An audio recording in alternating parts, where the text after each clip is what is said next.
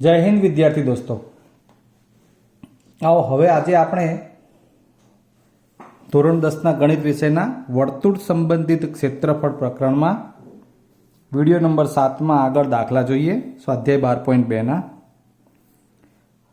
પાંચમો પ્રશ્ન છે, એની રકમ વાંચો. 21 સેમી ત્રિજ્યાવાળા વર્તુળનું એક ચાપ કેન્દ્ર આગળ 60 અંશનો ખૂણો આંતરે છે. પહેલાં આપણે આ કામ પૂર્ણ કરીએ કે આટલી ત્રિજ્યાવાળા વર્તુળનું ચાપ, સપોઝ ચાપ નક્કી કરવા માટે આપણે એ બી એટલે તમારે એ થી બી આ રીતે લઘુ ચાપ ગણવાનું છે. આ કેન્દ્ર આગળ 60નો ખૂણો બનાવે છે.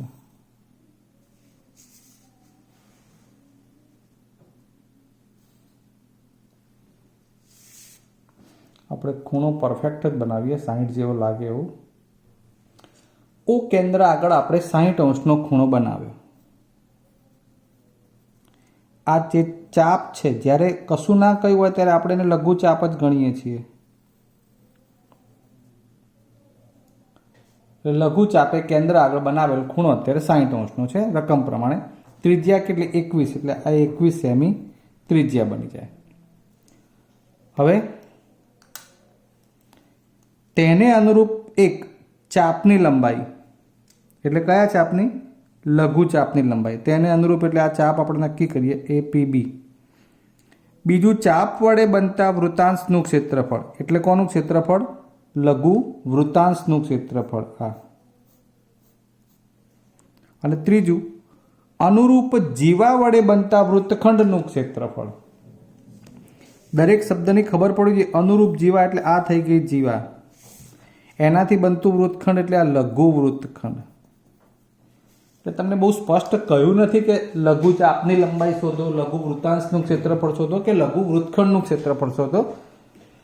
માત્ર ચાપની વાત કરી છે એટલે આપણે લઘુ ચાપને ધ્યાનમાં રાખી અને આ સંદર્ભે આપણે લઘુ ચાપની લંબાઈ, લઘુ વૃત્તાંશનું ક્ષેત્રફળ અને લઘુ વૃત્તખંડનું ક્ષેત્રફળ શોધવાનું થાય.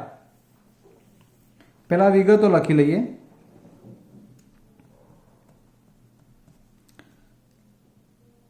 આપેલ ઓ કેન્દ્રિત વર્તુળ માટે આર કેટલી છે? 21 સેમી. બરાબર છે. અને કેન્દ્ર આગળ ખૂણો 60 અંશનો. એટલે આપણે જ્યાં જ્યાં જે સૂત્રમાં વાત કરીએ છીએ એ થીટા એટલે ચાપ કે જીવાથી કેન્દ્ર આગળ બનેલો ખૂણો લેવાનો હોય છે. એટલે આપણે કે થીટા બરાબર 60 અંશ એવું લખીએ. હવે પહેલો જવાબ. એના પાછળ હજુ બીજી વાત કરી લઈએ તો લઘુ ચાપ APB.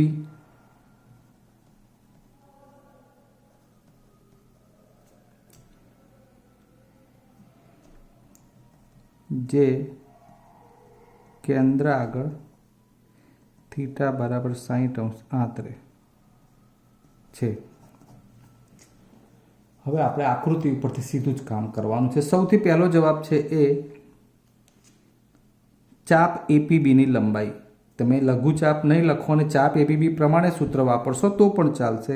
આ ચાપ APB ની લંબાઈ, ચાપની લંબાઈનું સૂત્ર યાદ કરો, થીટા ભાગ્યા 360 ગુણ્યા. હવે કદાચ ભૂલી પણ જાઓ તો યાદ રાખો, ચાપ એટલે આ ભાગ છે જે વર્તુળના પરિઘનો ભાગ કહેવાય. એટલે અહીંયા પરિઘનું સૂત્ર આવે 2πr.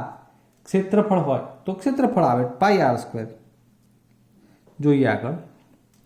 થીટા છે 60, 360. થીટાની જગ્યાએ આ કેન્દ્ર આગળનો ખૂણો 60.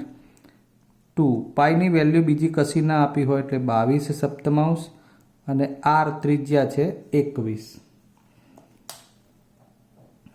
હવે આપણે એનું સાદું રૂપ આપી દઈએ તો 7 તરી 21, 60 છંગ 360, 2 તરી 6 અને 3 3 ઉડી જાય. કેટલા વધ્યા? 22. આમ 22 સેમી એ આ ચાપની લંબાઈ બની. એક જવાબ પૂરો થયો. બીજો, લઘુ વૃત્તાંશ. ચાપ વડે બનતા વૃત્તાંશનું ક્ષેત્રફળ, એટલે અહીં આ લઘુ વૃત્તાંશ OAPB, જે ભાગ બતાવું છું એની ખબર પડવી જોઈએ. OAPB એટલે આ બે ત્રિજ્યા અને આ ચાપથી બનતો ભાગ, આખો જ લઘુ વૃત્તાંશ OAPB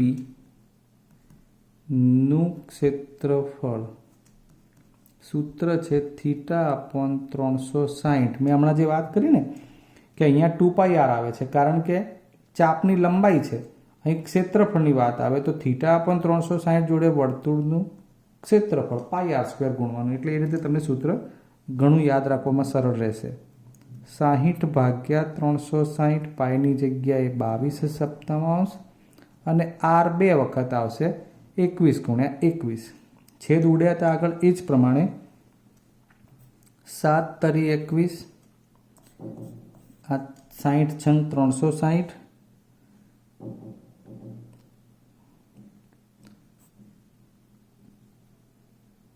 11 દુ 22, અહીંયા 11 અને અહીંયા 3 દુ 6, બરાબર ને?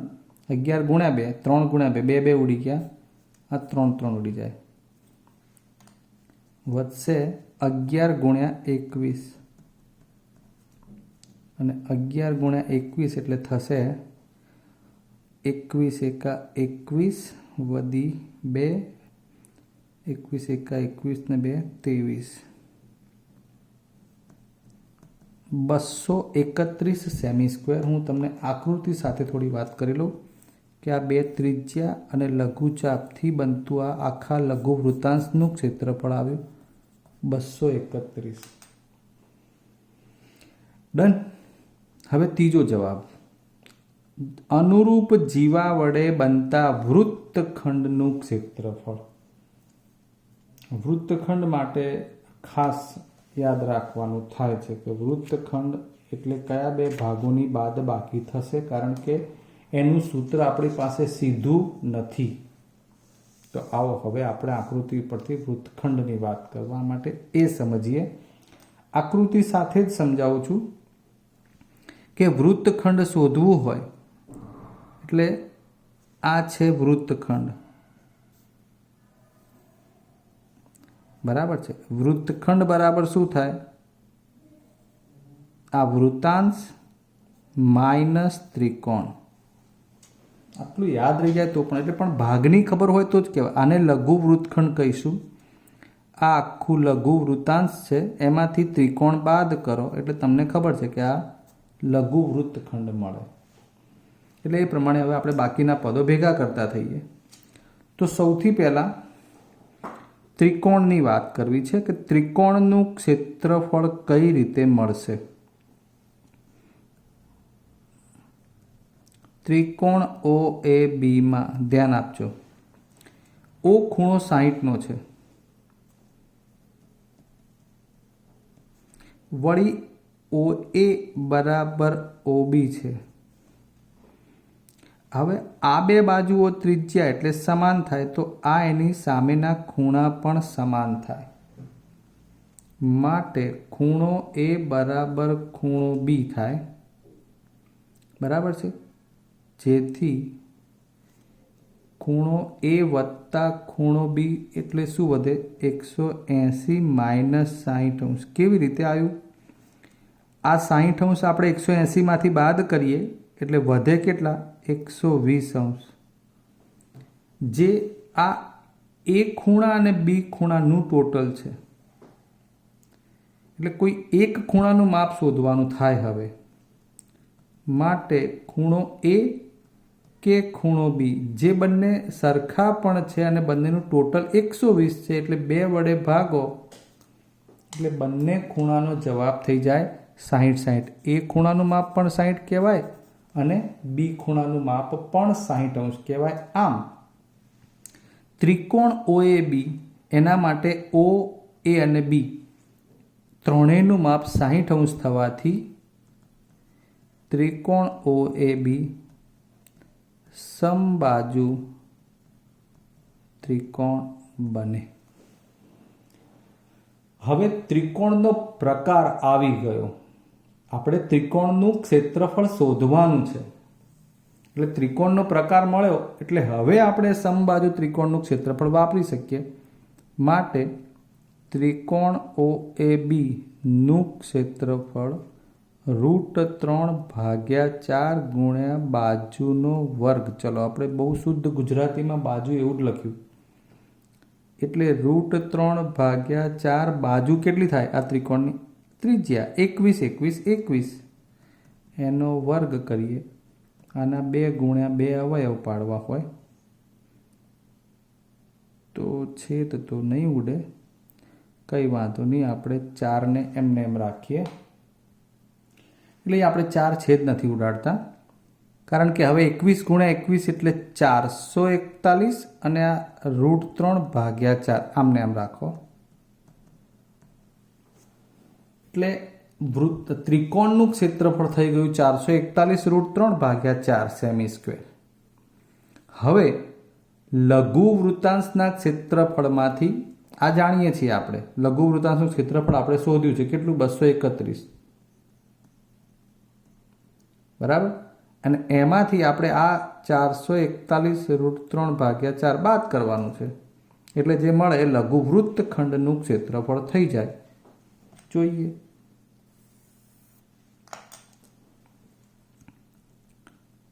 લઘુ વૃત્તખંડનું ક્ષેત્રફળ બરાબર લઘુ વૃત્તાંશ OAPB નું ક્ષેત્રફળ માઇનસ ત્રિકોણ OAB નું ક્ષેત્રફળ. આકૃતિ પરથી તમને આ બધી વસ્તુ મેં દોરીને સમજાવેલી જ છે. એટલે લઘુ વૃત્તાંશનું ક્ષેત્રફળ તો 231 આવ્યું છે. આ 441 √3/4 આવ્યું છે. તો આને કંઈ બહુ મથવાની જરૂર નથી. આમ નામ જ જવાબ કહી દેવાનો થાય છે, આટલા સેમી સ્ક્વેર. બરાબર. એટલે ચાપની લંબાઈ 22 આવી ગઈ છે. જે આગળ શોધ્યું લઘુ વૃત્તાંશનું ક્ષેત્રફળ 231 અને લઘુ વૃત્તખંડનું ક્ષેત્રફળ 231 - 441 √3/4 આખા કૌંસને સેમી સ્ક્વેર. આમ આપણને માંગેલા ત્રણેય જવાબો મળી ગયા. ક્લિયર? બીજો દાખલો જોઈએ કોઈ. 15 સેમી ત્રિજ્યાવાળા વર્તુળની જીવા કેન્દ્ર આગળ 60° ખૂણો બનાવે છે. એટલે આપણે સૌથી પહેલા જીવા બનાવવી પડશે. આ જીવા AB જે કેન્દ્ર આગળ કેટલો 60° ખૂણો બનાવે છે. આ જીવાએ કેન્દ્ર આગળ 60° ખૂણો બનાવ્યો એવું કહેવાય. ડન. તો એથી શું? આગળના જેમ જ હોઈ શકે દાખલામાં. બધા ભાગ આમ તો એક એક કરીને આપણે જોઈ લીધા છે. તેને અનુરૂપ લઘુ વૃત્તખંડ અને ગુરુ વૃત્તખંડનું ક્ષેત્રફળ શોધવાનું છે. અને પાઈની કિંમત √3.14 અને √3ની કિંમત 1.73 લેવાની છે એવું કહ્યું છે. તમને આકૃતિ પણ દેખાતી હશે અને રકમ પણ દેખાતી હશે. હવે ભાગો આધારિત વાત કરવી છે તો પહેલાં લખી નાખીએ કે અહીં શું આપ્યું છે. તમારી જાતે તમે વિચારી શકો તો કે શું આપેલું છે. અહીં O કેન્દ્રિત વર્તુળમાં બરાબર છે કેટલી બાબતો? તો R બરાબર 15 સેમી. જુઓ, જનરલી તમારે R અને થીટા જોઈએ ખાસ. બસ થીટા બરાબર 60° જે લઘુ ચાપે કેન્દ્ર આગળ બનાવેલ ખૂણો છે. APB લઘુચાપ.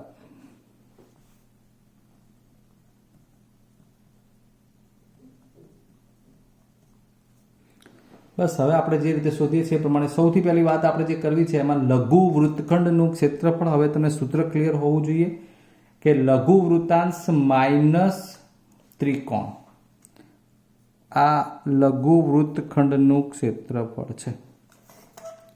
બરાબર છે. તમે જાણો જ છો, ફરીવાર આકૃતિથી બતાવી દઉં. આ લઘુ વૃત્તખંડ બરાબર લઘુ વૃત્તાંશ માઇનસ ત્રિકોણ. હવે તમે આકૃતિ પરથી સમજી જ ગયા છો. વૃત્તાંશમાંથી બાદ કરતો ત્રિકોણ એટલે આ જે ભાગ વધે આટલો થઈ જાય. ડન. એ સીધો પહેલું કામ આપણું વૃત્તાંશનું ક્ષેત્રફળ પૂર્ણ કરવાનું છે. લઘુ વૃત્તાંશ OAPB નું ક્ષેત્રફળ બરાબર સૂત્રમાં ક્ષેત્રફળ છે એટલે θ/360 ગુણ્યા πr². થીટાની જગ્યાએ 60/360, પાઈની જગ્યાએ 314 લેવાના છે ને. પાઈ 3.14 એટલે 314 ભાગ્યા 100. આ બે દશાંશના એકમ, દશક અને 100 છે તો તમને ખબર જ હોવી જોઈએ. ત્રિજ્યા છે 15 ગુણ્યા 15. છાયો 36 પ્રમાણે 6. અહીં 2 તરી 6 માંથી 3 પંચા 15, 20 પંચા 100, 20 માંથી 10 ગુણ્યા 2 અને 10 ગુણ્યા 2 માંથી આ બગડો છેદ ઉડાડવો હોય તો 157 314. હજુ આ જે 10ના ભાગ 2 પંચા 10, જેમાંથી અહીંયા 5 તરી 15 એટલે ફાઇનલી 157 ગુણ્યા 3 અને આ બગડો વધ્યો અને આ બગડો વધ્યો ભાગ્યા 4. 157 ગુણ્યા 3 એટલે 7 તરી 21 બધી 2, 15 તરી 45 ને 2 47 ભાગ્યા 4. 4 એકા 4 0 7, 4 એકા 4 3 1, 4 સિત્તા 28, 31 માંથી એટલે 3 ભાગ ના ચાલે, 0. બરાબર છે. આગળ આવશે 4 સિત્તા 28, 2 0 4 25, 117.75 સેમી સ્ક્વેર. આ કોનું લઘુ વૃત્તાંશનું ક્ષેત્રફળ આવ્યું. હવે ત્રિકોણની વાત. ત્રિકોણ OAB એ સમબાજુ ત્રિકોણ બને છે. એની આગળ પણ ચર્ચા કરી છે, છતાં એકવાર આપણે ઝડપથી હવે લખી લઈએ કે ત્રિકોણ OAB માં O બરાબર 60° તથા OA બરાબર OB બરાબર R હોવાથી આ બે ખૂણા સમાન થાય. હવે આપણે ડાયરેક્ટ લખી નાખીએ. ખબર છે કે A અને B નું માપ સમાન થાય, જે 120 ભાગ્યા 2. એવું ના લખો ને ડાયરેક્ટ 60 લખો તો પણ ચાલે.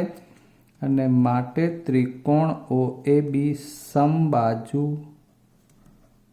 ત્રિકોણ બને. હવે સમબાજુ પ્રમાણે એનું ક્ષેત્રફળ. ત્રિકોણ OAB નું ક્ષેત્રફળ બરાબર √3 ભાગ્યા 4 ગુણ્યા બાજુનો સ્ક્વેર. આ √3 ભાગ્યા 4 બાજુ એટલે આ ત્રિકોણની બાજુ જે ત્રિજ્યા છે 15 ગુણ્યા 15. ડન. હવે એનો છેદ ઉડાડવાનો છે. √3 ની કિંમત આપણને 1.73 આપી છે એટલે 173 ભાગ્યા 100 લખીશું અને ગુણ્યા 4. ફરીવાર 1.73 100 છેદમાં મેં લખી જ નાખ્યા, બરાબર ને, ગુણ્યા 4 અને 15 15. હવે આપણે 100 ને 173 ને કે ક્યાંય કોઈ ભાગ નથી ચલાવવાનો થતા, સીધું 4 વડે ભાગીને દશાંશ કાપવા માટે આને જરા 173 ગુણ્યા 225 ભાગ્યા 4 ગુણ્યા 100 સાદું રૂપ કેવી રીતે આપવું? આ બંનેનો ગુણાકાર કરી શકાય. મિત્રો, આ 173 ગુણ્યા 225 જેને મેં મારી રીતે ગુણાકાર કર્યો 38,925 4. હવે 38,925 ને આપણે 4 વડે ભાગીએ, ભાગાકાર આપણે કરી જોઈએ.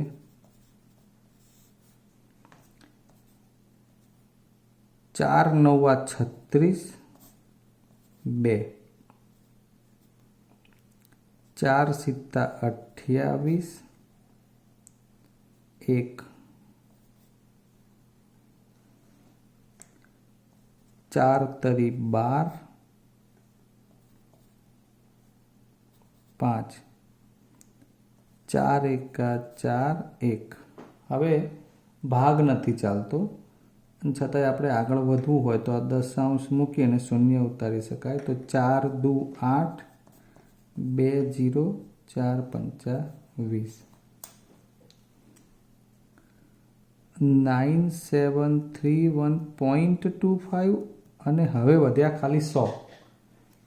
4 ગુણ્યા 100 હતા ને, માત્ર 100 વધ્યા. હવે શું કરી શકાય?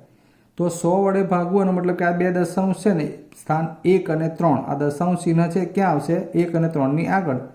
એટલે 97.3125 સેમી સ્ક્વેર થાય. ડન. 97.3125 semi square. આ શું બન્યું? ત્રિકોણ OAB નું ક્ષેત્રફળ. હવે જવાબ ઉપર ધ્યાન આપણું છેલ્લે લઘુ વૃત્તખંડનું ક્ષેત્રફળ.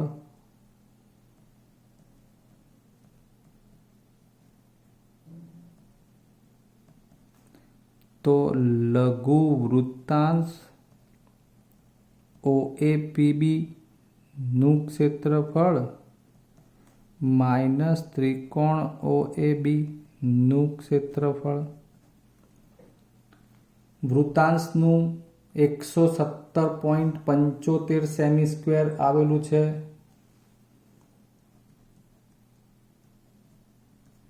આ આવ્યું 97.3125. જાતે બાદ બાકી કરી લેજો, એટલે આશરે 20. ચાલો આટલું આવશે ચોક્કસ માપ. આ થઈ ગયું લઘુ વૃત્તખંડનું ક્ષેત્રફળ. આંકડાકીય માહિતી તો આંકડા તો ગમે તે રીતે ત્રિજ્યા બદલાઈ જાય એટલે આંકડા બદલાઈ જાય, તમારે તો સૂત્ર અને મેથડ સમજવાની છે. હવે છેલ્લે આવશે ગુરુ વૃત્તખંડનું ક્ષેત્રફળ. શું થઈ શકે? યાદ કરો, આખા